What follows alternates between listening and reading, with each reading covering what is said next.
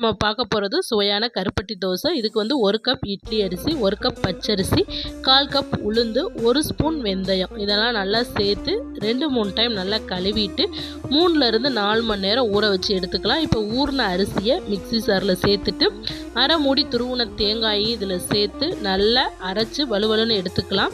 இதில் வந்து லைட்டாக தான் உப்பு சேர்க்கணும். இனிப்பு தோசை அப்படிங்கிறதுனால நல்லா குமைக்கி வச்சிங்கன்னா காலையில் நல்லா புளிச்சு வந்துடும்.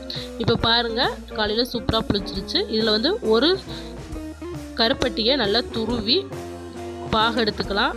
இது எந்த பதமும் கிடையாது, கருப்பட்டி கரைஞ்சா போதும். இதை வடிகட்டி எடுத்து அதில் சுக்கு பொடி ஆட் பண்ணிவிட்டு நம்ம மாவில் அதை சேர்த்துக்கலாம். மாவில் சேர்த்து நல்லா கீழ் மாவு வரையும் நல்லா மிக்ஸ் ஆகிற மாதிரி நல்லா மிக்ஸ் பண்ணிக்கோங்க. அவ்வளோதான் கனமாக ஊற்றி எடுத்தோம்னா மெத்துன்னு செம்ம டேஸ்ட்டாக கருப்பட்டி தோசை ரெடி.